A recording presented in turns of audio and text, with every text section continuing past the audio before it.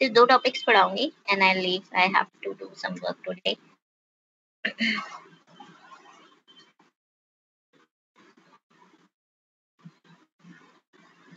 कल एक last topic रह गया था चैप्टर 9 का, which is read cycle and write cycle। easiest है and the most important topic है, ठीक है।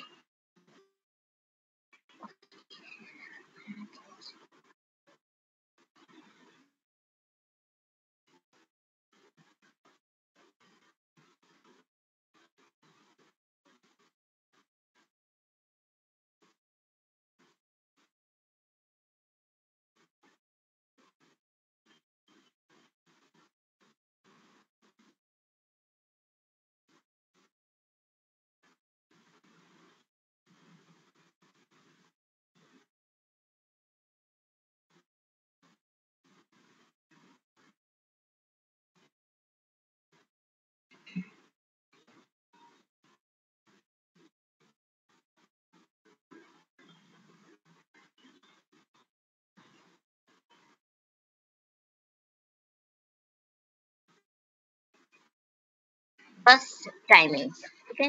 तो बस टाइमिंग में हमारे पास 2 तरह की टाइमिंग्स आती है, एक आती है रीड टाइमिंग, एक आती है राइट टाइमिंग। उससे पहले मैं आपको कुछ चीजें बताना चाहती हूँ कि आपका जो सिंपल, ये आप सीएसए में शायद पढ़ के आएंगे, आपको जो सिंपल एक माइक्रो प्रोसेसर होता है उसमें 3 टाइप की बसेस होती है। एक होती है डेटा बस, एक होती है एड्रेस बस और एक होती है कंट्रोल बस। एड्रेस बस में आपका एड्रेस फ्लोट करता है from one location to another. Data bus में आपका डेटा ट्रांसफर होता है from one location to another, which can be memory to input output device and input output to memory. And the third is the control signals, which controls the operation of transferring the data from one location to another, ठीक है। So आपका जो micro processor है वो ये काम जो है एक पर्टिकुलर साइकिल में करता है, ठीक है। माइक्रो प्रोसेसर का हर प्रोसेस जो है, जो हर उसका काम है वो साइकिल्स में डिवाइड होता है, साइकिल 1, साइकिल 2, साइकिल 3। एंड आपकी जो साइकिल्स होती हैं वो फर्दर आपकी पीरियड्स में डिवाइड होती है, ठीक है, क्लॉकिंग पीरियड्स। तो अगर आपकी बात करें हम एक पर्टिकुलर साइकिल की, तो उसके 4 क्लॉकिंग पीरियड्स होते हैं, T1, T2, T3, T4। जो अब एडवांस जो माइक्रो प्रोसेसर्स हैं उसमें शायद क्लॉकिंग पीरियड्स कम हो गए हैं, 2 हो गए हैं, या 2 से, या 2 नहीं है या 2 भी हैं। तो बट आपके जो ये जर्नल जो 8086, अगर 8088 की बात करें तो इसमें जो आपके एक साइकिल होती है माइक्रो प्रोसेसर की, एक वर्किंग साइकिल जो होती है वो 4 पीरियड्स में डिवाइड होती है, ठीक है। तो there are 3 buses, same way they are 3 function the same way as any other micro processor. जो 3 बसेस होती है वो irrespective of micro processor same काम करती है, ठीक है। तो अब देखो, सपोज हम एक छोटा सा एग्जांपल लेते हैं कि काम कैसे होता है। अगर डेटा को हमें मेमोरी में राइट करना है तो हमें क्या क्या चाहिए, हमें वो मेमोरी एड्रेस चाहिए जिसपे वो डेटा राइट करना है, हमें वो डेटा चाहिए जो हमें राइट करना है, और हमें एक राइट कमांड चाहिए जो ये बताएगी माइक्रो प्रोसेसर को कि राइट करना है, और हमें ये बताना है कि डेटा जो है वो इनपुट आउटपुट पे राइट करना है या फिर मेमोरी लोकेशन पे राइट करना है, ठीक है। सो ये तो हो गए हमारे कंट्रोल सिग्नल्स, राइट, आईओएम और आईओएम एमआईओ फॉर 8086, और ये हो गए हमारे data bus and address bus, ठीक है। सो 3 मेन चीजों की जरूरत पड़ती है, एक होती है कंट्रोल सिग्नल्स की, एक डेटा बस की और एक एड्रेस बस की। आप पूरे रीड एंड राइट साइकिल को इस बेसिस पे समझ सकते हो, ठीक है। एंड इजीएस्ट है, बहुत बार आती है, डायग्राम आता है सीधा बनाने को और फिर आपको एक्सप्लेन करने को आता है कि what happens during T1, what happens during T2, T3 और T4, इन टाइम में क्या क्या होता है। I will explain you. So this is a typical right bus cycle, okay. ये क्लॉक है, ठीक है। एक क्लॉक, एक बस साइकिल जो है वो यहाँ से स्टार्ट हुई, यहाँ पे खत्म हुई, ठीक है। और जो क्लॉक के पीरियड्स हैं वो 4 क्लॉकिंग पीरियड्स में डिवाइडेड है, T1, T2, T3 and T4। ये आपकी एड्रेस बस है, ये आपकी एड्रेस डेटा बस है, ठीक है। ये आपकी राइट कंट्रोल सिग्नल है, ठीक है। तो वो थी हमारी राइट बस साइकिल, और ये है हमारी रीड बस साइकिल। देखो, रीड बस cycle and write bus cycle में थोड़ा सा डिफरेंस है। अगर आप देखोगे यहाँ पे एड्रेस डेटा बस वाला पार्ट देखोगे तो यहाँ से डेटा जो है वो, यहाँ से जो डेटा राइट करना है वो यहाँ से शो हो रहा है, और जो डेटा हमें रीड करना है वो हमें यहाँ से शो हो रहा है। वो अभी आप डिफरेंस समझोगे कि what is the exactly difference between these two. अब क्या होता है, अगर हर साइकिल के 4 क्लॉकिंग पीरियड्स होते हैं, ठीक है। चार क्लॉकिंग पीरियड्स को हम बोलते हैं टी स्टेट्स, और टी स्टेट्स के नाम होते हैं T1, T2, T3, T4। ठीक है, अगर आपकी क्लॉक 5 मेगाहर्ट्ज की है तो आपकी एक बस साइकिल जो है वो कंप्लीट होने में 800 नैनो सेकेंड्स लगाती है। ठीक है, अब देखो फर्स्ट क्लॉकिंग टाइम पे क्या होता है, आपको बस इतना समझना है कि इन चार क्लॉकिंग पीरियड्स के टाइम पे क्या क्या काम होते हैं, वो काम बताने हैं आपको, और आपको ये डायग्राम अच्छे से रीड करना है। एंड दिस सेक्शन में इतना ही आता है। ठीक है, तो फर्स्ट क्लॉकिंग पीरियड जो बस साइकिल T1 होता है, उसमें एड्रेस ऑफ द मेमोरी और input output location is sent out via the address bus. ठीक है, तो जैसे ही हमारा T1 स्टार्ट हुआ, जैसे ही हमारे बस साइकिल का T1 स्टार्ट हुआ, तो हमारा जो एड्रेस होता है, जिस भी एड्रेस से हमें रीड करना है या जिस भी एड्रेस पे हमें राइट करना है, वो हमारा एड्रेस और एड्रेस डेटा बस पे विजिबल हो जाता है। ठीक है, उसी T1 के टाइम पे कुछ कंट्रोल सिग्नल्स भी हमारे आउटपुट होते हैं। वो कौन से कंट्रोल सिग्नल्स होते हैं, जो हमें ये बताते हैं कि जो ये एड्रेस है, ये किसी मेमोरी का है या किसी इनपुट आउटपुट डिवाइस का है। ठीक है, सो कंट्रोल सिग्नल्स हो गए। फिर हमारे T2 के टाइम पे जो प्रोसेसर है वो रीड या राइट कमांड को इश्यू करता है। ठीक है, सबसे पहले उसने माइक्रो प्रोसेसर को, सबसे पहले माइक्रो प्रोसेसर ने एड्रेस बस पे एड्रेस डाल दिया T1 के टाइम पे, और उसने ये बता दिया कि ये एड्रेस है किसका। सेकंड पीरियड में वो ये बताता है कि मुझे करना क्या है इस एड्रेस का, मुझे क्या इस एड्रेस से रीड करना है या मुझे इस एड्रेस से राइट करना है। तो सेकंड पीरियड पे रीड या राइट कमांड, जो रीड या राइट कंट्रोल सिग्नल्स हैं वो इशू किए जाते हैं, और अगर रीड करते हैं तो एक्सटर्नल बफर्स को भी एक्टिव कर देते हैं। ठीक है, तो ये होता है T2 में। T2 के बाद आता है हमारा T3। अब T2, अब मेरे पास डेटा है, आइदर आई हैव डेटा और and I have some address, either have two, अगर राइट के केस में मेरे पास डेटा है और मेरे पास एड्रेस है, तो मुझे वो डेटा कहीं पे राइट करना है। अगर मेरे पास रीड के केस में मेरे पास एड्रेस है और अभी डेटा तो नहीं हो सकता रीड के केस में, तो मुझे वो डेटा मुझे कहीं से रीड करना है। तो T2 के बाद मेरे को ये काम करना होता है। लेकिन T2 के बाद मैं ये चेक करती हूँ कि क्या मेरा माइक्रो प्रोसेसर रेडी है, कि क्या मेरा डिवाइस रेडी है, क्या मैं उससे रीड कर सकती हूँ, क्या मैं मेमोरी से राइट कर सकती हूँ, क्या मैं किसी मेमोरी या इनपुट आउटपुट पे रीड या राइट कर सकती हूँ, क्या वो दोनों चीजें रेडी हैं।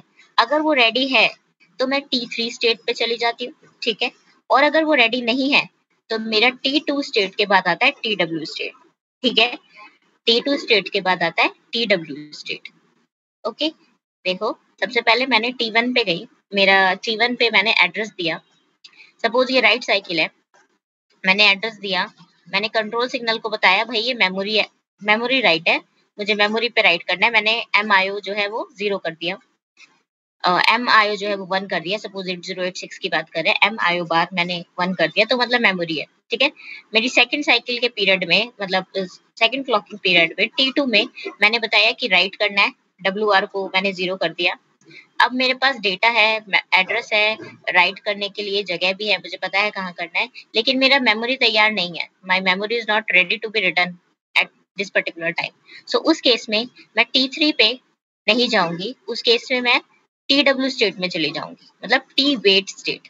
वेट करूंगी जब तक मेरा जो वो, जहाँ पे भी मुझे राइट करना है, चाहे वो इनपुट आउटपुट हो चाहे वो मेमोरी हो, वो मेरा रेडी नहीं हो जाती। सो this is the how your ready works. जो रेडी पिन होती है माइक्रो प्रोसेसर की, वो इस तरीके से काम करती है। ठीक है, तो जैसे ही मेरा जो डिवाइस है या फिर मेरी मेमोरी है वो तैयार हो जाएगी रीड या राइट के लिए, तो मेरा T3 स्टेट आ जाएगा, और T3 स्टेट पे मैं जो है वो अपना राइट कर दूंगी। फिर आता है मेरा T4 state, everything gets reset, सब कुछ रीसेट हो जाता है। ठीक है, जो बसेस थी, जो डेटा उन पे था, वो सब रीसेट हो जाता है, सारे कंट्रोल सिग्नल रीसेट हो जाते हैं, तो मेरा माइक्रो प्रोसेसर बेसिकली एक नई क्लॉक साइकिल के लिए तैयार हो जाता है। ठीक है, सिंपल था। एक डिफरेंस होता है रीड और राइट साइकिल में। देखो जब रीड साइकिल होती है, जब राइट साइकिल होती है, तो आपका डेटा जो है, जो डेटा राइट आपको करना है, वो T2 से ही आपके एड्रेस बस पे आना शुरू हो जाता है। देखो जब आपको राइट करना होता है, तो आपका जो एड्रेस, जो आपको डेटा राइट करना है, वो आपका T2 साइकिल से ही आपकी डेटा बस पे आना शुरू हो जाता है।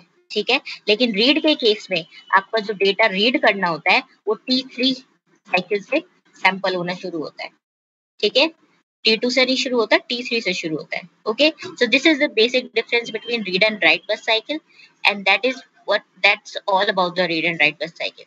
So all you have to do whenever you will be asked read or write bus cycle, आपको ये डायग्राम्स देने हैं और आपको T1, T2, T3 एक्सप्लेन करना है सिंपल लैंग्वेज में.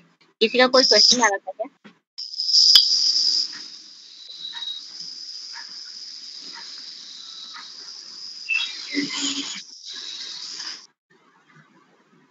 क्वेश्चन है? नहीं? लेट मी एक्सप्लेन अगेन कि हमारी जो माइक्रो प्रोसेसर होता है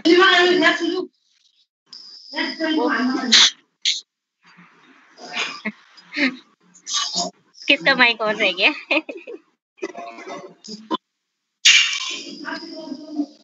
अजय का. मैम रमेश का है. अच्छा, तो म्यूट कर देता हूं.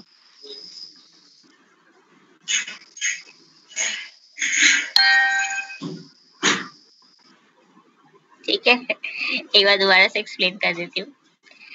तो हमारे पास ये हमारा जो माइक्रो प्रोसेसर होता है वो बस साइकिल्स में काम करता है, और हर बस साइकिल में उसका कुछ ना कुछ काम हो रहा होता है. वो काम किस तरीके से हो रहा होता है? हर बस साइकिल जो है वो 4 क्लॉकिंग पीरियड्स में डिवाइड होती है. ठीक है, हमारे पास 3 इंपॉर्टेंट बसेस होती है किसी भी माइक्रो प्रोसेसर में. एक होती है कंट्रोल बस, एक होती है एड्रेस बस और एक होती है डेटा बस. ठीक है, कंट्रोल एड्रेस बस और डेटा बस यूज की जाती हैं एड्रेस और डेटा ट्रांसफर करने के लिए, और कंट्रोल बस उनकी ट्रांसफरिंग को कंट्रोल करती है. ठीक है, तो अगर हम अपनी रीड साइकिल की बात करें, सपोज मैं अब रीड साइकिल की बात करती हूँ, तो मेरी एक बस साइकिल में क्या क्या होता है वो हम देखते हैं. मेरी रीड साइकिल में 4 क्लॉकिंग पीरियड्स होते हैं, T1, T2, T3, T4. मेरा T1 में जो मेरा माइक्रो प्रोसेसर है उसमें मेरे T1 में मेरे एड्रेस और एड्रेस डेटा बस में जो मतलब पिन्स मल्टीप्लेक्स हैं या मल्टीप्लेक्स नहीं भी हैं, उन पिन से मेरा एड्रेस चला जाता है. ठीक है, और मेरी जो कंट्रोल सिग्नल IOM या MIO है वो ये बता देता है कि मेमोरी का एड्रेस है या फिर इनपुट आउटपुट किसी पोर्ट का एड्रेस है. ठीक है, T1 में ये काम हो गया. T2 में मेरे माइक्रो प्रोसेसर को रीड या राइट इशू मिल जाता है कि रीड करना है या फिर राइट करना है. ठीक है, T3 में T2 में ही जो मेरा डेटा है वो मेरा सैंपल राइट करने के लिए जो डेटा होता है वो मेरा बसेस पे आ जाता है. अगर राइट की बात रीड की बात कर रहे थे ना हम, तो T2 में तो हमारा रीड सिग्नल आ जाएगा. तो T1 में हमारा हुआ कि एड्रेस बस एड्रेस दिया और ये बताया कि ये मेमोरी का एड्रेस है या इनपुट आउटपुट का एड्रेस है, मतलब इस पर्टिकुलर एड्रेस से रीड करना है. ठीक है, सपोज मेमोरी का है तो हमारा MIO या IOM जो है 1 या 0 हो जाएगा. ठीक है, अब अगर हमारा T2 पे वो क्या करता है, वो रीड सिग्नल इशू करता है कि अब मुझे इस एड्रेस से मुझे कुछ रीड करना है. T3 पे T2 के बाद वो चेक करता है कि जिस भी डिवाइस से मुझे रीड करना है या जिस भी मेमोरी एड्रेस से मुझे रीड करना है वो रेडी है. अगर वो रेडी नहीं है तो वो T2 के बाद TW स्टेट पे चला जाता है. और जैसे ही मेरा माइक्रो प्रोसेसर रेडी होता है, जैसे ही मेरा डिवाइस या मेमोरी रेडी होती है, मेरा माइक्रो प्रोसेसर जो है वो T3 स्टेट पे आ जाता है. ठीक है, और T3 स्टेट पे सिर्फ रीड के केस में T3 स्टेट से मेरा डेटा जो है वो रीड होना शुरू हो जाता है and it starts appearing on the data bus, और T4 स्टेट में मेरा सब कुछ रीसेट हो जाता है. तो this is how my read and write bus cycle works. ठीक है, 9 चैप्टर पे बस इतना ही था, खत्म हो गया 9 चैप्टर, और इतना ही आपने करना है 9.4 सेक्शन से. इसके बाद वाला सारा डिस्कार्ड कर देना है, सिर्फ टेक्निकलिटी है उसमें. ठीक है, किसी को कोई डाउट तो मैं आपको चैप्टर 10 का छोटा सा इंट्रोडक्शन देके फिर मैं आप लोग को छोड़ दूंगी. तो मैं आपको चैप्टर 10 का फिर इंट्रोडक्शन दे देती हूँ. चैप्टर 10 अब हमने देखो क्या क्या पढ़ लिया. हमने माइक्रो प्रोसेसर के बारे में पढ़ लिया, हमने ये पढ़ लिया उसको टाइम कहाँ से मिलता है, हमने उससे कुछ डिवाइस कनेक्ट करने सीख लिए. हमने क्या क्या डिवाइस कनेक्ट किया आज तक माइक्रो प्रोसेसर से. हमने प्रोग्राम इंटरप्ट कंट्रोलर कनेक्ट करना सीखा, और DMA कंट्रोलर कैसे वर्क करता है माइक्रो प्रोसेसर के साथ वो सीखा, और हमने क्लॉक जनरेटर कैसे वर्क करता है माइक्रो प्रोसेसर के साथ वो सीखा. अब हमारा एक चीज इम्पोर्टेंट, अगर आप जब कंप्यूटर पूरा सैंपल कर रहे हो, एक मोस्ट इम्पोर्टेंट चीज आती है जो हमें माइक्रो प्रोसेसर के साथ कनेक्ट करनी होती है. वो क्या होती है? मेमोरी. ठीक है, अब हमारे मेमोरी डिवाइस कैसे माइक्रो प्रोसेसर के साथ कनेक्ट होते हैं और कैसे वर्क करते हैं, आज चैप्टर 10 में हम उसके बारे में पढ़ेंगे। ठीक है, तो चैप्टर 10 की शुरुआत होगी टाइप्स ऑफ मेमोरी से। मेमोरी किस किस टाइप की होती है, जो आप शायद 5th क्लास से पढ़ते आ रहे होगे। अगर 5th क्लास में कंप्यूटर आ गया होगा, हमारे 5th क्लास से ही कंप्यूटर आना शुरू हुआ, तब तो फर्स्ट सेकंड से ही शुरू हो जाता है। तो ये तो पढ़ के आएंगे, read only memory, read only memory, random access memory, volatile, non volatile, ये सब बेसिक क्लासेस से ही पढ़ के आएंगे। तो सबसे पहले उन्हीं के बारे में पढ़ेंगे, फिर पढ़ेंगे कि क्या क्या कनेक्शंस होते हैं। नहीं, पहले कनेक्शंस पढ़ेंगे, फिर टाइप्स ऑफ मेमोरी पढ़ेंगे। तो मैं आपको कनेक्शंस बता देती हूँ। ठीक है, अब हमारे पास एक मेमोरी डिवाइस है। Memory device is again a छोटी सी चिप। वो छोटी सी चिप है, उसके भी अपने कुछ कनेक्शंस हैं। तो वो कनेक्शन क्या क्या है? सबसे पहले तो एड्रेस कनेक्शंस होंगे, टू टेक एड्रेस और टू गिव सब एड्रेस। ठीक है, और एड्रेस कनेक्शन जो है वो इस तरीके से नंबर्ड होते हैं किसी भी मेमोरी के, A0 से AN। ठीक है, कोई भी मेमोरी एड्रेस हो, मेरा रोम हो, रैम हो, EPROM हो, EEPROM हो, वो सब मेरे इसी तरीके से उसके एड्रेस पिन्स नंबर्ड होते हैं A0 से AN। ये AN डिपेंड करता है मेरे नंबर ऑफ मेमोरी लोकेशंस पे। अगर आपको याद हो, ये मैंने आपको चैप्टर 2 या चैप्टर 3 में बताया था कि आपकी मेमोरी का स्पेस डिपेंड करेगा कि आपको कितनी बिट्स चाहिए। हम कोड सेगमेंट वाले केस में क्या कर रहे थे, हम 16 बिट के एड्रेस को 20 बिट एड्रेस कर रहे थे, क्योंकि 20 बिट के ही एड्रेस से हम 1 मेगाबाइट ऑफ मेमोरी को एक्सेस कर पा रहे थे। ठीक है, 16 बिट के केस में हम सिर्फ 64 के बाइट्स को एक्सेस कर पाते हैं। तो हमारी नंबर ऑफ पिन्स कितनी होनी चाहिए, वो डिपेंड करता है हमारा नंबर ऑफ साइज ऑफ हमारा मेमोरी। ठीक है, तो अगर मेरे मेमोरी का साइज है 1024 बाइट्स, तो उस केस में मेरी जो एड्रेस बस होगी वो 10 बिट की होगी, 2 के बाइट्स में 11 बिट की होगी और 64 के बाइट्स में 64 बिट की होगी। ठीक है, so this address space is defined by the address space defines the number of memory locations define कि कितना मेरा जो है वो पिन होनी चाहिए। ठीक है, द नंबर ऑफ, ये सारी वही कहानी बताएगा। फिर आता है हमारा डेटा कनेक्शन। एड्रेस कनेक्शन हो गया, एड्रेस कनेक्शन में आपके पास एड्रेस पिन्स हो गए। फिर आता है आपके पास डेटा कनेक्शन। डेटा कनेक्शन से डेटा इनपुट या आउटपुट किया जाता है, और डेटा जो है वो डेटा बिट्स जो है वो 8 बिट हो सकती हैं, 4 बिट हो सकती हैं, 1 बिट हो सकती हैं और 16 बिट भी हो सकती है। वो डिपेंड करता है मेमोरी पे, किस टाइप की मेमोरी होती है। तो अगर एक ऐसी कोई मेमोरी डिवाइस है जिसमें 8 डेटा पिन्स हैं, तो वो 8 बिट वाइड मेमोरी बोलती है। There are some other versions of memory too, जहाँ पे 16 बिट्स, 4 बिट्स और जस्ट 1 बिट का भी आपका पिन्स होती है। ठीक है, तो वो जो ये जो पिन्स का जो अगर आप सोच रहे होंगे, अगर आपको दिमाग में थोड़ा सा पिक्चर बन रही होगी, तो आप देख रहे होगे कि माइक्रो प्रोसेसर में तो 16 बिट की एड्रेस बस होती है, और 8088 की बात करें तो उसमें 8 बिट की एड्रेस बस होती है। तो ये 4 बिट और ये 1 बिट, ये 16 बिट की मेमोरी कैसे उनके साथ कनेक्ट होती होगी? वो डिकोडिंग होती है। वो सेक्शन 10.2 में आप पढ़ोगे। ठीक है, हमारा मेमोरी डिवाइस जो है वो माइक्रो प्रोसेसर से ठीक से कनेक्ट हो जाए, इसलिए हम उसे डिकोड करते हैं, और उसके लिए हम डिकोडर्स यूज करते हैं। वो भी आप चैप्टर सेक्शन 10.2 में पढ़ोगे। वो क्वेश्चन जो है आपको एड्रेस वाले केस में भी आना चाहिए था। अगर आप एड्रेस की बात करो, तो सपोज अगर मैं 1024 बाइट की मेमोरी यूज कर रही हूँ, तो मेरी तो सिर्फ 10 एड्रेस पिन हुई, और मेरे माइक्रो प्रोसेसर में तो 16 एड्रेस पिन है। ठीक है, तो कैसे कनेक्ट होगा? तो कनेक्ट होने के लिए ही वो डिकोडर्स यूज होते हैं। वो बीच में छोटे-छोटे डिवाइस लगाए जाते हैं, जिससे वो ठीक से वर्क कर सके, सिंक्रोनाइज्ड वे में वर्क कर सके। ठीक है, so my memory can be 8 byte wide memory where the data pins are 8। It can also be 16 bits, 4 bits and 1 bit. ठीक है, अब जो है मेरी मेमोरी को मेमोरी के अगर किस तरीके से किस तरीके से रेफर कर सकते हैं। पहला एक तरीका होता है ये 1K into 8। इसको किस तरीके से आप रीड करोगे? There are 1K memory locations and each memory location is of 8 bit. ठीक है, in this particular memory there is 1K memory location and each memory location is of 8 bit. तो total memory location का size क्या हो गया? Total memory का size क्या हो गया? 8 into 1, 8K। ओके,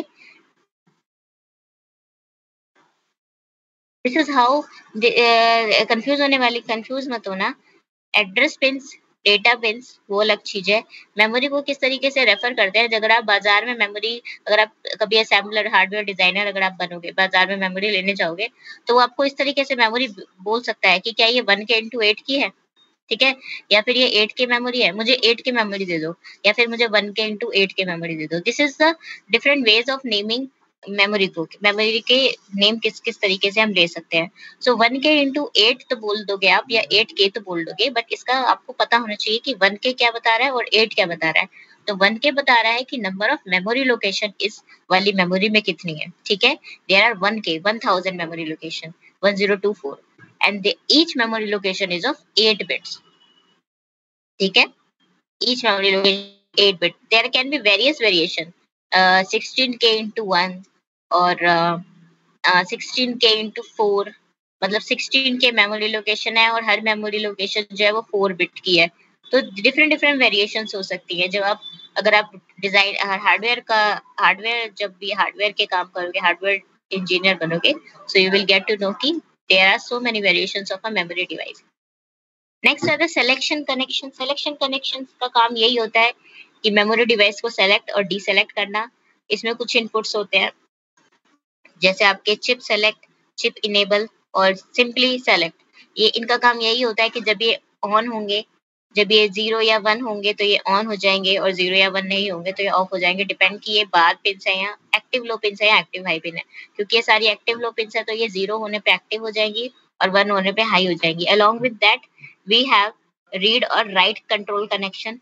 रीड और राइट में जब हमारा माइक्रो प्रोसेसर रीड और राइट इशू करता है ना, अगर मेमोरी से रीड और राइट इशू करा है तो वो रीड और राइट मेमोरी के रीड और राइट में जाता है, ठीक है। राइट इनेबल और रीड राइट में, तो वो मेमोरी को रीड इन वाले सिग्नल्स पे जाता है, रीड एंड राइट सिग्नल्स पे जाता है, और ये बताता है कि तुम्हारी इस पर्टिकुलर एड्रेस से हमें रीड करना है या तुम्हारी मेमोरी के इस पर्टिकुलर एड्रेस से हमें राइट करना है, ठीक है। सो कुछ मेमोरी होती है जिसमें सिंगल पिन होती है, जैसे RW। कुछ मेमोरीज होती हैं जिसमें डबल पिन्स होती हैं, write enable and output enable, ठीक है। सो ये तो बहुत ही जर्नल सी चीज हो गई, इसको रट्टा नहीं मारना है, बट हाँ एक बात समझ के चल दी है कि इस तरीके से हमारी मेमोरी जो होती है वो डिजाइंड होती है। मैंने आपको 3 इंपॉर्टेंट सेक्शंस बताए। आपका मेमोरी डिवाइस है, अब आपको मेमोरी डिवाइस को माइक्रो प्रोसेसर से कनेक्ट करना है। अब माइक्रो प्रोसेसर से कनेक्ट करने से पहले आपको मेमोरी डिवाइस के बारे में अच्छे से नॉलेज होनी चाहिए। अगर आपको नॉलेज नहीं है तो आप उसे कनेक्ट नहीं कर पाओगे। तो पहली नॉलेज होनी चाहिए आपको एड्रेस पिन्स की। मेमोरी डिवाइस में आपकी एड्रेस पिन्स जो होती हैं वो A0 से AN तक होती हैं। वो N डिपेंड करता है आपका साइज ऑफ मेमोरी। अगर आपकी एक 1024 बाइट्स की मेमोरी है तो उसके लिए आपको 10 एड्रेस पिन्स चाहिए। अगर आपकी 2048 बाइट्स की मेमोरी है तो उसके लिए आपको 11 एड्रेस पिन्स चाहिए, ठीक है। इसी तरीके से आपकी एड्रेस पिन्स बढ़ती जाती हैं। ये हो गया आपका एड्रेस पिन्स। नेक्स्ट आता है आपका डेटा कनेक्शन। आपका डेटा कनेक्शन जो है वो वेरी कर सकता है। आपकी जो डेटा पिन्स हैं वो 4 बिट्स की भी हो सकती हैं, 8 बिट्स की भी हो सकती है, 16 बिट्स की भी हो सकती है, 1 बिट की भी हो सकती है। अगर ऐसी मेमोरी है जिसकी डेटा पिन्स 16 बिट्स है तो बहुत बढ़िया है, तो डिकोडर की जरूरत ही नहीं पड़ेगी। इधर की 16 बिट उठाई, उधर की माइक्रो प्रोसेसर की 16 बिट से कनेक्ट कर दी डायरेक्ट। कोई कोई जरूरत नहीं है बीच में डिवाइस के लिए। लेकिन अगर मेरा कोई ऐसी मेमोरी है जिसमें मेरी नंबर ऑफ पिन्स वेरी करती है, सपोज मेरी मेमोरी की पिन्स है 4 और मेरे माइक्रो प्रोसेसर की तो हमेशा 16 ही रहेंगी, ठीक है। 8086 की 8088 की अगर मैं बात करूँ तो वो तो हमेशा एक बार में 16 पिन से लेगा। तो उस केस में मुझे डिकोडर की जरूरत पड़ रही है, जो हम 10.2 सेक्शन में देखेंगे, ठीक है। तो ये हो गया मेरा एड्रेस पिन। एड्रेस पिन के अलावा एक चीज है जो मैं एम्फसाइज बार बार कर रही हूँ क्योंकि इससे क्वेश्चन आता है, जो आपका कि how can you refer a memory. You can refer a memory either bye it's complete size, कि भाई ये 8K की मेमोरी है, ये 256K की मेमोरी है, और या फिर आप उसको डिवाइड करके भी बोल सकते हो कि ये 1K into 8 की मेमोरी है। मतलब there are 1K locations in this memory and each location is of 8 bits, ठीक है। ये इसलिए बार बार तोड़ कर रही हूँ क्योंकि लास्ट ईयर में लास्ट ईयर का क्वेश्चन पेपर जो था उसमें ये क्वेश्चन आया है, 1K into 8, 4K into 8 वाला, ठीक है। तो इसलिए मैं आपको ये बोल रही हूँ कि ये वाली इस तरीके से नेम आपको पता होना चाहिए। नेक्स्ट आता है कंट्रोल सिलेक्शन। ऑब्वियसली कोई डिवाइस है तो भाई उसको ऑन ऑफ करने का तरीका भी होना चाहिए, बिकॉज एवरी टाइम तो हम मेमोरी से ही रीड या राइट नहीं कर रहे होंगे, ठीक है। तो उस केस के लिए हमारे पास कंट्रोल सिग्नल्स होते हैं, कंट्रोल कनेक्शंस होते हैं, जैसे कि आपके हो गए चिप सेलेक्ट, चिप इनेबल, जिनको अगर आप 0 कर दोगे तो आपका मेमोरी डिवाइस ऑन हो जाएगा, अगर आप 1 कर दोगे तो आपका मेमोरी डिवाइस ऑफ हो जाएगा, because they are active low. फिर हमारे पास होता है रीड राइट सिग्नल। तो कुछ मेमोरीज ऐसी होती हैं, रैम की ही अगर बात करें तो it can have a single pin read write, ठीक है। मल्टीप्लेक्स पिन भी हो सकती है जो कि 1 होने पे रीड करेगी, 0 होने पे राइट करेगी, और डिफरेंट डिफरेंट पिन्स भी हो सकती है। डिपेंड करता है डिजाइन पे, किस किस डिजाइनर ने डिजाइन की है, कि उसमें 2 पिन्स हुए हैं, WE write enable and OE output enable. The only thing that is to be keep in mind कि अगर हमारी 2 पिन्स हैं, राइट इनेबल और आउटपुट इनेबल, तो दोनों एक टाइम पे एक्टिव नहीं होनी चाहिए, ठीक है। दोनों एक टाइम पे एक्टिव नहीं होंगी तो एरर आएगी। तो this was about our connections, कि हमारे मेमोरी डिवाइस में किस किस तरीके के कनेक्शंस होते हैं। इतने तो नहीं होते जितने हमारे माइक्रो प्रोसेसर्स में होते हैं। हमारे माइक्रो प्रोसेसर में तो कितने सारे कनेक्शन होते हैं, ठीक है ना। क्यों होते हैं वही, उसे तो इंटरप्ट भी हैंडल करनी है, उसे तो डीएमए भी हैंडल करनी है, उसे क्या क्या नहीं हैंडल करना। मेरे मेमोरी डिवाइस को नहीं इतना हैंडल करना। मेरे मेमोरी डिवाइस को फिर डेटा लेना है, डेटा देना है, ठीक है। इसीलिए उसमें सिर्फ डेटा कनेक्शन और एड्रेस पिन्स होती हैं। लेकिन ये जो पिन्स हैं ये कनेक्ट होती है माइक्रो प्रोसेसर से, ठीक है। सो अभी सेक्शन 10.2 में देखेंगे कि ये कनेक्ट किस तरीके से होती है। अब आ जाओ आपकी रीड ओनली मेमोरी। ये देखो, ये बच्चों वाला जो सेक्शन है रीड ओनली मेमोरी और write only RAM random access memory के बारे में जो बताएगा, ये थ्योरी क्वेश्चन आता है, ठीक है। सो ये बेशक बहुत ही सिंपल सा सेक्शन है, बट ये आ जाता है, डिफाइन करने को आ जाता है कि what is ROM, what is RAM. तो अगर आ जाए तो अपने आप को लकी समझना, और नहीं आए तो कोई बात नहीं। इस चैप्टर में से बहुत ज्यादा डीप में क्वेश्चंस नहीं आते, सिंपल सिंपल चीजें आती हैं, ठीक है। तो RAM ROM, static RAM, dynamic RAM, ये सब आता है। और तो पढ़ लेते हैं इसको। रोम बचपन से पढ़ते आ रहे हैं, रीड ओनली मेमोरी है, ठीक है। डेटा जो है वो पावर कट होने के बाद भी रहता है, that's why it is a non volatile memory. आप अगर अपने पीसी की लाइट, अपने पीसी को ऑफ भी कर दोगे, तब भी आप नेक्स्ट टाइम जो है, जो डेटा था आपका रीड ओनली मेमोरी में, वो प्रिजर्व्ड रहेगा। That's why it is called a read only memory. Read only memory कुछ तरीके की होती है। एक होती है electrically programmable read only memory, ठीक है। Electrically programmable, erasable programmable read only memory. Erasable programmable में क्या होता है कि आप जो अपना डेटा है वो इरेज कर सकते हो टाइम टू टाइम, ठीक है। और इसको इरेज करने का एक तरीका होता है सनलाइट में ले जाके, सनलाइट में ले जाके कुछ तरीके से ये इरेज होती है, ठीक है। तो EPROM is commonly used when software must be changed often, जब सॉफ्टवेयर को चेंज करना। So erasable programmable read only memory जो है वो इरेज हो सकती है। लो डिमांड है, अनइकोनॉमिकल होती है। ROM to be practical at least 10,000 devices must be sold to recoup factory charges. EPROM जो है is programmed in the field on a device called EPROM programmer. देखो, जो आपकी erasable programmable read only memory होती है, पहला वर्ड है इनका इरेजेबल, दूसरा वर्ड है प्रोग्रामेबल। तो ये पहले मेमोरी खरीदी जाती है, उसके बाद जब डिवाइस बन रहा होता है ये तब उस टाइम पे प्रोग्राम होती है, ठीक है। सो वो प्रोग्रामिंग जो है वो आप बाद में इरेज भी कर सकते हो अगर आपका सॉफ्टवेयर चेंज होता है, and that's why it is erasable. And erasable programmable read only memory जो होती है वो सनलाइट में इरेज होती है, and also erasable if exposed to high intensity ultraviolet light depending on the type of EPROM। एक second।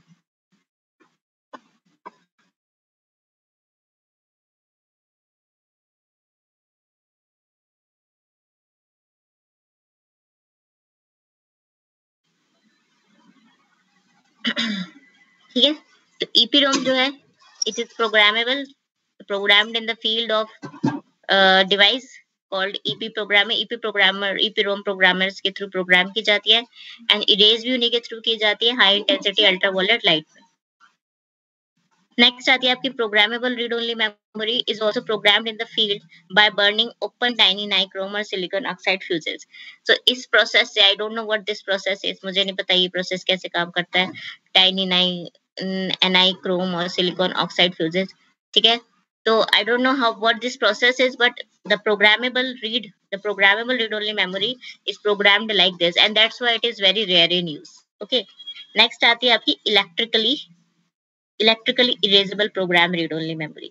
ये आपकी जो इलेक्ट्रिकली इरेजेबल प्रोग्राम मेमोरी होती है, ये ज्यादा रीड ओनली मेमोरी जो होती है ये ज्यादा यूज होती है, ठीक है।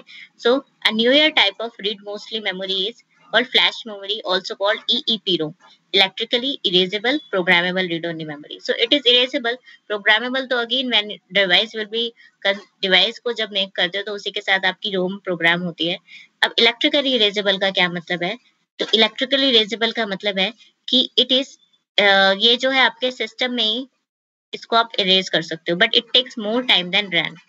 ठीक है, आप इसको इलेक्ट्रिकली, अब आप इसको अल्ट्रा वायलेट लाइट की जरूरत नहीं है, आप इसको इलेक्ट्रिकली सिस्टम में ही इसको इरेज कर सकते हो, बट इट बस उसका जो टाइम होता है वो टाइम कंज्यूमिंग होता है, रैम से भी ज्यादा टाइम लेती है। ठीक है, इसको फ्लैश मेमोरी भी बोलते हैं। इसको सेटअप इंफॉर्मेशन, पासवर्ड्स वगैरह के लिए, जो पासवर्ड सेटअप इंफॉर्मेशन, ये सब चीजें जो है कुकीज वगैरह के लिए आपकी जो ये मेमोरी होती है ये यूज होती है, एंड आज के टाइम पे ये काफी यूज में भी है। Flash has replaced all but EPROM in most computer system for BIOS. EPROM से ज्यादा प्रेफर आप फ्लैश मेमोरी को करते हैं। Flash memory has its biggest impact in memory cards for digital cameras and memory in MP3 audio players. इन वाले devices में आपकी जो मैक्सिमम मेमोरी, जो मोस्टली जो मेमोरी यूज होती है वो फ्लैश मेमोरी यूज होती है। ये आपकी ईपीरोम है। कुछ भी ये देखना, मतलब इसको लर्न करने की जरूरत नहीं है, डायग्राम कोई नहीं पूछता।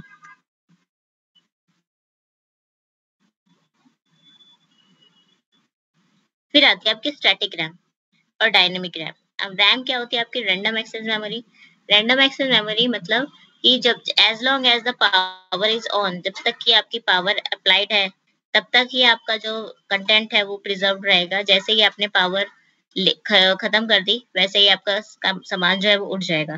That is RAM and that is static memory. ठीक है, इसको वोलेटाइल मेमोरी कहते हैं because not retain data without power, क्योंकि बिना पावर के ये आपका डेटा जो है वो रिटेन नहीं करती। ये तब तक ही डेटा आपका संभाल के रखती है जब तक इसमें आप पावर देते रहोगे। जैसे ही आपने अपना कंप्यूटर ऑफ किया, रैम पे से डेटा जो है आपका वो उठ जाता है। ठीक है, रोम एंड रैम के बीच का डिफरेंस यही है कि RAM is written under normal operation whereas ROM is programmed outside the computer and normally is only read. तो जो आपका जब डिवाइस क्रिएट हो रहा होता है ना, तब आपकी डिवाइस क्रिएट होने से पहले ही आपकी रोम प्रोग्राम्ड हो जाती है और फिर आप उसको अटैच करते हो अपने डिवाइस से। लेकिन जब आपकी रैम होती है ना, जब आप रैम को पहले आप अटैच कर लेते हो अपने डिवाइस से, पूरा डिवाइस बन जाता है, उसके बाद आप उसको नॉर्मली प्रोग्राम करते हो। तो that is the only difference, that not only difference but that is a major difference. ठीक है, स्टैटिक रैम जो होती है, स्टैटिक रैम का यही है कि स्टैटिक रैम जो है वो जब तक पावर है सिर्फ तब तक ही आपका डेटा को होल्ड करके रखेगी। जैसे ही पावर गई डेटा खत्म कर देगी। उसी के एक साथ आती है हमारी डायनामिक रैम। डायनामिक रैम क्या करती है, ना ज्यादा मत करना, बस छोटी छोटी डेफिनेशन कर लेना, वो सब छोड़ देना। डायनामिक रैम जो है, देखो अब ये मेमोरी इस तरीके से दिखाई हुई है ना इन्होंने, 256 इंटू 8, मतलब इतनी मेमोरी लोकेशन है और हर memory location is of 8 bit. तो डायनामिक डी रैम जो है वो भी हमारी स्टैटिक रैम की तरह ही होती है, बट वो हमारा सिर्फ पावर कट होने से ही डेटा को नहीं डेटा को नहीं लूज करती, बट हमारी हर 2 to 4 माइक्रो सेकेंड्स में वो हमारा रिफ्रेश हो जाता है। वट एवर द कंटेंट हमारी डायनामिक रैम में होता है, it gets refresh after 2 or 4 milli micro second या मिली सेकेंड, जो भी बोलोगे इसे। ठीक है, after 2 or 4 ms the contents of the D RAM must be completely rewritten या फिर रिफ्रेश हो जाते हैं अपने आप ही। ठीक है, so this is the only difference of DRAM and static RAM. बाकी बाकी कुछ भी जरूरत नहीं है, इस सब कनेक्शन इसमें हमें नहीं करना। तो ये था सेक्शन 10.1। ठीक है, सेक्शन 10.1 में से सिर्फ इतना ही आता है कि what is static RAM, what is dynamic RAM, what is ROM, what is EP ROM, EEP ROM और पी रोम, इनके बारे में डिफाइन करने को आता है। ठीक है, और ये कोई डायग्राम नहीं आता, ये एक भी डायग्राम हमारे काम का नहीं है। नेक्स्ट आता है आपका एड्रेस डिकोडिंग, तो मैं आपको नेक्स्ट टाइम कराऊंगी। फिलहाल अभी आपको कोई प्रॉब्लम है इसमें तो मैं ही नहीं पूछू, ये सब बिल्कुल छोड़ देना।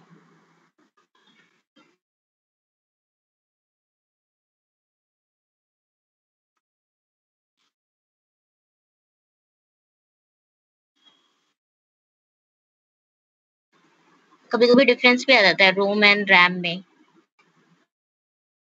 और डायनेमिक रैम और स्टैटिक रैम में तो सिर्फ एक डिफरेंस है कि स्टैटिक रैम का जो डेटा है वो तब तक रहता है जब तक पावर है, और डायनेमिक रैम का हर कुछ टाइम, हर इंटरवल पे रिफ्रेश होता रहता है, मतलब इरेज होता है फिर से राइट होने के लिए।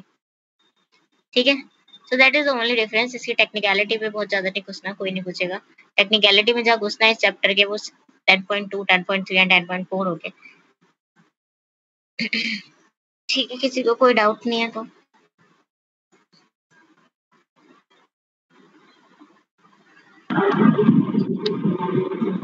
मैम एंड कर रही हो क्या आप क्लास? हाँ चिराग बताओ, कुछ कहना है? जी, मुझे एक प्रोग्राम में दिक्कत थी।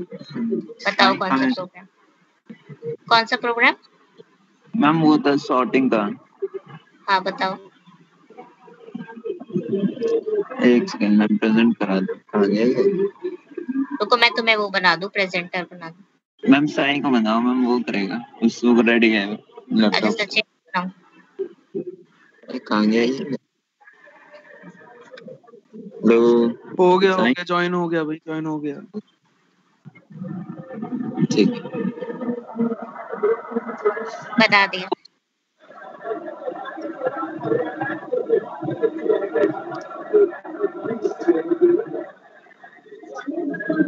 मैम अभी भी ऑप्शन तो नहीं आ रहा प्रेजेंट करने का।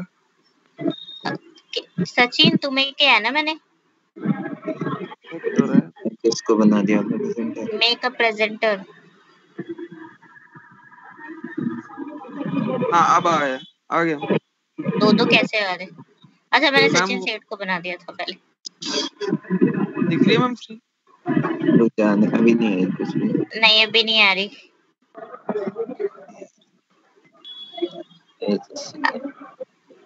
नहीं अभी तो नहीं आ रही, अब आ जाएगी शायद।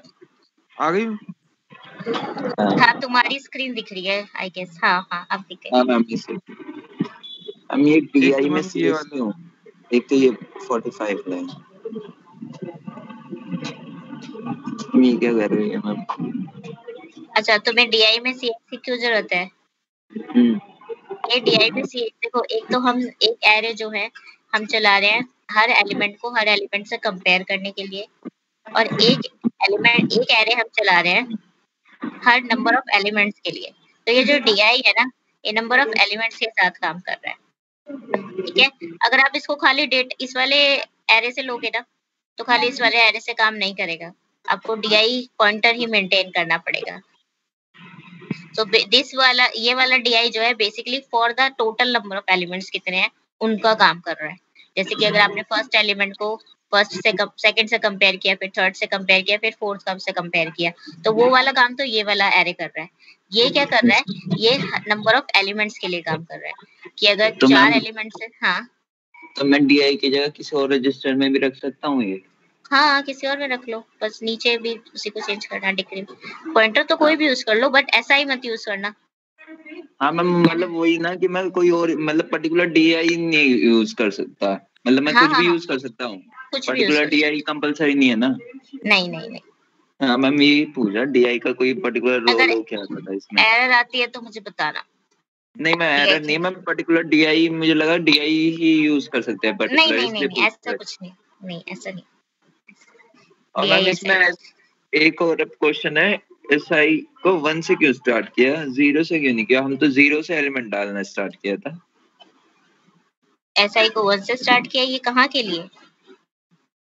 प्रिंट कराने के लिए। प्रिंट कराने के लिए ये गलत है, SI को 0 से होगा। मैं 0 से कर रहा हूँ तो मैं पर एलिमेंट फिर 0 एक एलिमेंट कम जा रहा है। जैसे अगर मैं डाल रहा हूँ 1 2 3 1 9 तो प्रिंट होके आना चाहिए 1 2 3 9। इसको 0 किया तो वो दे रहा है 0 1 2 3 9 खा गया वो मेरा। तो वो पॉइंट कहाँ पे कर रहा होगा? ये वाला पार्ट तो मैंने चेक ही नहीं किया, तो कब का प्रोग्राम बना हुआ है। ठीक है, ये वाला पार्ट में देखती हूँ SI 1 क्यों कर रखा है। वैसे तो SI 0 होना चाहिए, और BX प्लस SI आपका BX ऑफसेट 0 करने पे आंसर क्योंकि गलत आ रहा है, हमने करके देख लिया ना मैम, इसको 0 कर दिया था हमने। मैंने यही सोचा कि 0 करने से पे मैम वो स्टार्टिंग वाला एलिमेंट जो है 0 लिख रहा है और लास्ट वाला एलिमेंट नहीं शो कर रहा। ओके, और अगर SI 1 कर रहे हो तो पूरा चल रहा है? हाँ SI 1 करने में प्रॉपर डिस्प्ले हो रहा है। Okay, I'll have to check this one. तभी I can explain you. Okay, और मैम इसके अलावा जब हमने ये वाली ये लाइन और ये लाइन कमेंट करी तो भी ये रन कर रहा है प्रॉपरली। हाँ ये देखो, जब कोई कर रहा होता है ना कोडिंग, तो वो मतलब मैं भी यही करती हूँ कि मैं चीजें फिर काटती नहीं हूँ, कमेंट कर देती हूँ, जिससे कि बाद में उसका कोई इम्पैक्ट ना पड़े कि हाँ ये थी तो ये ऐसे काम कर रहा था, ये नहीं है तो मैम तो ये कमेंट। आपने लिखा क्यों था, किसी वजह से लिखा था मैम? हाँ मैंने ये जस्ट इनिशियलाइज करने के लिए लिखा था, बट इसका कोई यूज नहीं है। और ये SI1 तो जो है ये मुझे बिल्कुल याद नहीं आ रहा कि वाई SI1 है। बाकी ड्राई रन करके मैं भी ड्राई रन करके ही देखती हूँ कि ड्राई रन, ये वाला मैम प्रोग्राम तो मेरा बहुत पुराना है।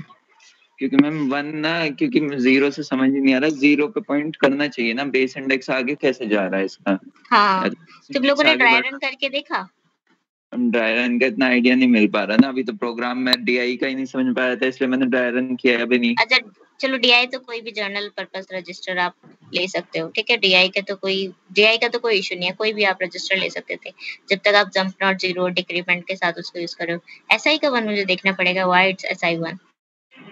ठीक है ma'am. I'll have to check.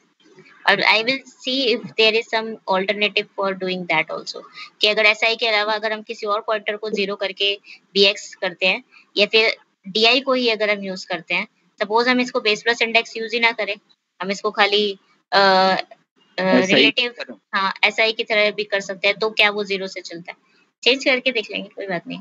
तुम लोग भी करना चेंज, बेस प्लस हम कर लेंगे, वो थोड़ा बहुत चेंज करके देख लेंगे। थोड़े बहुत ही चेंज होगा। हाँ बेस प्लस इंडेक्स हटा देना, सिंपल हाँ वाली एड्रेसिंग यूज करना, और उसमें DI लगा के देखना, क्योंकि DI की वैल्यू तो पहले 0 करके डीआई कैसे लगाएंगे? DI मतलब DI SI की भी, अगर तुम SI की भी बात करते हो तो SI को हाँ 0 करोगे तो SI और ऑफसेट तो हमारे उसमें है ही होगा, एरे में, ठीक है। मैम नहीं, पॉइंट तो ये है ना कि जब मैम स्टार्टिंग में तो हमने 0 करके स्टोर करा है, हाँ तो वो BX प्लस SI में मतलब BX वाली लोकेशन पे स्टार्ट होना चाहिए ना फिर। हाँ तो तो BX लेकिन लोकेशन यहाँ पे हम 1 करके स्टार्ट कर रहे हैं, तो आंसर दे रहा है, 0 पे वो नहीं दे गलत, रहा। हाँ वो गलत कर रहा है कुछ, मतलब कुछ गलत नहीं कर रहा, आउटपुट सही आ रहा है, बट वो किस तरीके से कर रहा है I will have to check this. But मैं यही करूंगी कि मैं इसकी एड्रेसिंग चेंज करके देखूंगी, इसकी base plus index addressing change करके देखूंगी, और तब देखूंगी कि whether I am able to do this with SI at 0 और नॉट।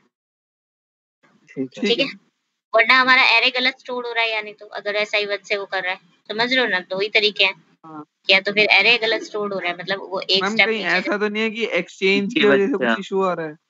एक्सचेंज की वजह से तो क्या इशू आएगा, एक्सचेंज तो सिंपल ये करती है ना, एक कंटेंट को दूसरे कंटेंट में डाल देती है, मतलब सोर्स को डेस्टिनेशन में, डेस्टिनेशन को सोर्स में। तो अगर जर्नली भी हम समझ के देखें तो एक्सचेंज से तो कोई फर्क नहीं पड़ना चाहिए। मैं इसको अभी करती हूँ, मैं इसको अभी देखती हूँ क्या इसमें इशू है, फिर मैं आपको रिवर्ट करती एक हूँ। एक चीज आई है साइन मेरे दिमाग में, एक ही एलिमेंट डालिए जरा सॉर्टिंग के लिए, एक रन करके देख इसको, एक एलिमेंट डालिए बस।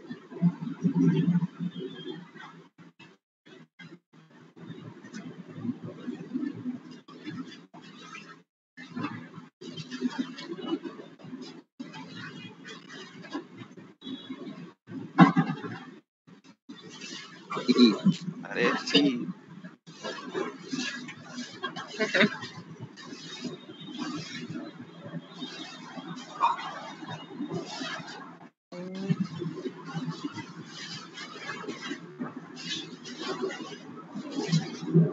ठीक है। ले भाई एक एलिमेंट। क्या चाहिए, क्या दिखना था, आप मुझे बताओ। अब मुझे लगा था कि जैसे ये ना BX प्लस SI प्लस 1 कर रहे थे हम, एक्सचेंज में यही कर रहे थे ना, तो हाँ अगर मैं एक एलिमेंट डालूंगा तो वो इस लूप का यूज नहीं करेगा। क्या क्या क्या अगर कंपेयर वो किससे करेगा फिर?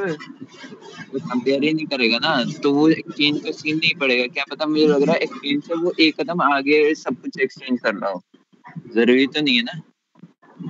मान लीजिए जैसे 2 एलिमेंट है, तूने एक्सचेंज किया, एक्सचेंज करने के बाद तो उसकी नेक्स्ट वाले इंडेक्स पे वैल्यू डाल रहा हो, ना कि करंट पे डाल के, आपस में एक्सचेंज ना करके, जिसकी वजह से अबे ऐसा ही तूने एक कदम आगे AL बढ़। में BX प्लस SI डाला है और BX प्लस SI प्लस 1 से कंपेयर कर रहा है, तो अगले वाले से ही तो चेंज कर रहा है। पता नहीं, मेरे को लगा क्या बोल, तुम दोनों कहाँ कंफ्यूज हो रहे हो? मेरे को भी कंफ्यूज किया हुआ है। मैम कैसे? ये यहाँ पे बोल रहा है, ये यहाँ पे हाँ। बोल रहा है जैसे एक्सचेंज इसने किया है कि इसमें किया है AL, BX plus SI plus 1। तो ये समझ रहा है कि जो BX प्लस SI है वो एक्सचेंज करने में BX प्लस SI प्लस 2 पे चेंज कर रहा है, नहीं नहीं ऐसा इसको नहीं लग रहा है। नहीं, BX प्लस SI वो 1 हो जा रहा है और वो 1 वाला BX प्लस SI पे चला जा रहा है।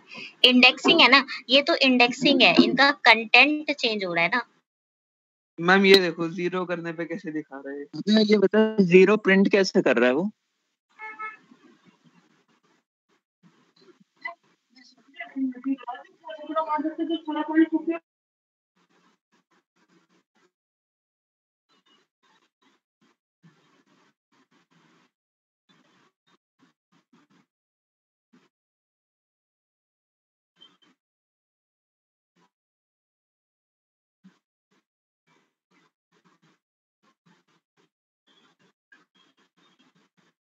मैम जैसे 2 3 आया 4 नंबर में, तो पहले दोनों तो ब्लैंक हो गए, तो उसने 0 प्रिंट कर दिया, पहले 3 प्रिंट ही नहीं हुआ।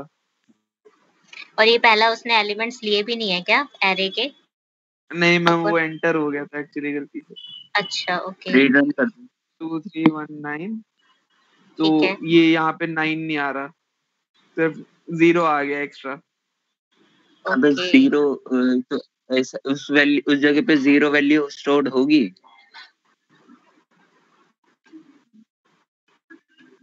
अब आना चाहिए प्रोग्राम के था। हिसाब से तो नहीं होना चाहिए, क्योंकि यहाँ पे हमने ऑफसेट एड्रेस दिया है और फिर आगे इनपुट करा रहे हैं, तो नहीं होना चाहिए वैसे तो। नहीं होना और चाहिए। यही यहाँ पे 1 कर रहा हूँ मैम, तो हाँ तो वो सब सही प्रॉपर आ चलेगा। रहा है आउटपुट। हाँ आई हैव अबे टू इसमें ट्राई। ये तो बताओ मैम, क्या कहते हैं इसमें, ये एरे के साइज +1 से 0 एक एंड में मान के तो नहीं चलता ना? नहीं नहीं नहीं नहीं यार। अब सही आ रहा है मैम, हाँ, 1 डाल ये के। एड्रेसिंग की अगर प्रॉब्लम है तो I think it should be change with the addressing, otherwise I have to. एक साइज बढ़ाइए जरा, SI को 0 ही कर, इसका लूप बड़ा कर दे। मतलब कितनी बार चल रहा था ये हमारा, कितने नंबर 4 प्रिंट कर रहा है ना? कहाँ है CX? ये रहा नीचे आ, नीचे आ। CX data 1। अच्छा इसमें नहीं करना है। हाँ, डेटा 1 प्लस, प्लस कैसे करेंगे मैम? इसमें डायरेक्ट लिख दें इंक्रीमेंट कर दो, या तो डेटा 1 में ऐड करके फिर उसको मूव कर दो CX। ये कर सकते हैं मैम? पहले ऐड कर लो ना, डेटा 1 में 1 ऐड कर लो, फिर CX में मूव कर दो, या फिर CX को इंक्रीमेंट कर दो, पर वो हर बार इंक्रीमेंट होगा। पर लूप पहले करेगा ना? हाँ पहले कर दो, लूप से पहले करना, तो वो बार बार इंक्रीमेंट नहीं होगा। इससे क्या होगा? इससे फर्क थोड़ी पड़ेगा, फिर तो ओवरराइट हो जाएगा भाई, जो भी इंक्रीमेंट होगा। डेटा आपने तो इंक्रीमेंट मूव करो, अगर इंक्रीमेंट करो तो इंक्रीमेंट बाद में करो, और अगर ऐड कर रहे हो तो ऐड पहले कर दो। ऐड डेटा 1 और फिर CX में डेटा डाल दो। Add data 1। हाँ डेटा 1, 1। हाँ 0 1 कर दो। और CX, अच्छा हाँ 0 1। ये अब 0 से रन करके दो। हाँ अब करके देखो। इससे चल जाएगा मैम? नहीं, I don't know what Chirag is want to experiment. Let's see. मेरे को नहीं पता। मैम कह रही मैम को रिस्क ही नहीं लेना। वही असेंबली है, मैं तो 9 भी प्रिंट कर रहा है, 0 भी प्रिंट कर रहा है। अभी मेरे में कुछ दिखाया ही नहीं है, अब दिखा रहा है। ओ अब 9 भी प्रिंट कर रहा है, अब 1 भी प्रिंट 0 भी प्रिंट कर रहा है। अच्छा अगर आप 1 कर दोगे तो क्या होगा? अगर आप 1 करिए, 9 के बाद क्या वैल्यू प्रिंट करता है ये देखता है। एरे आगे के एक्सेस कैसे हैं?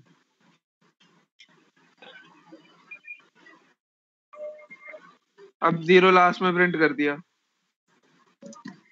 अभी मेरे में आया नहीं। अब ये तो कोई भी एड्रेस एक्सेस कर पा रहा है, फिर तो एरे के आगे का भी, एरे का साइज तो 4 है ना। अब आया मैम? तो असेंबली में एरे के लिए कोई डिफाइंड तरीका थोड़ी है। एरे जस्ट आप एक कलेक्टिव लोकेशन को एरे की तरह हैंडल करते हो। और वो आप एड्रेसिंग के थ्रू करते हो. There is no provision of arrays in real in assembly language. You are just taking few of the consecutive locations and you are handling them as array. So array as such assembly में there are no arrays, कोई array है नहीं, but आप किस variable को consecutive collections को array की तरह हैंडल कर सकते हो, वो डिपेंड करता है आप एड्रेसिंग. ठीक है. ये मेरे में तो तुम्हारी ये स्क्रीन हैंग हो गई. अब आ रही है 1 2 3 9 0. Okay okay, I'll have to check कि क्या हो रहा है. 1 2 3 9. चेक करना, ये पॉइंटर की कोई गड़बड़ है. I'll have to check कि क्यों ऐसी हो रही है. ठीक है, तो सबसे पहले तो मैं इसकी एड्रेसिंग चेंज करके देखूंगी, बेस प्लस इंडेक्स हटाऊंगी. ठीक नहीं होता तो I will change something else. हम चेंज नहीं मैम, ये वैल्यू क्यों गलत आ रही है ये जानना है. हाँ वही मैं सोच रही हूँ. अगर हम इसका ट्राई रन करके देखें तो SI की वैल्यू क्या निकल के आ रही है. अगर हम सिंपल लोकेशंस लें 000000001 तो इस तरीके मैं तो इसी तरीके से ट्राई रन करूँगी. देखूंगी कि अगर मैं सिंपल लोकेशंस की बात करूँ और मैं अगर सिंपल एरे स्टोर कर रही हूँ 4 लोकेशन पे, तो मेरे SI की वैल्यू इन दी एंड इस लूप की हेल्प से, इसके ये जो एक्सचेंज वाला लूप है, इसके बाद वो SI की वैल्यू क्या बनती है. फिर डिपेंड करेगा कि SI में 1 क्यों गया, वही देखना पड़ेगा. तो छोटी सी टास्क है. ठीक है, I will do this and I will come back to you with the answer. Okay ठीक है, और किसी में कोई डाउट? नाइस. आगे का नहीं मैम, अभी तो मेन इसी का था. चलो ठीक है, और बाकी तो सब समझ में आ गया ना कि बाकी क्यों हो रहा है. हाँ मैम, अभी चल रहा है, आखिरी 2-3 प्रोग्राम बचे हैं बस. चलो ठीक है. 2-3 में एडिशन और सब्ट्रैक्शन तो इजी था, वो तो हो गए मैम. ये एरे के बाद के बचे हुए हैं जरा.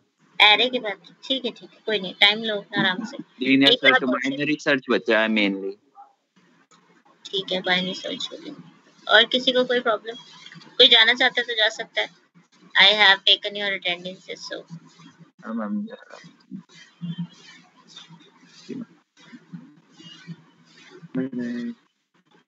Bye everyone. Thank you so much.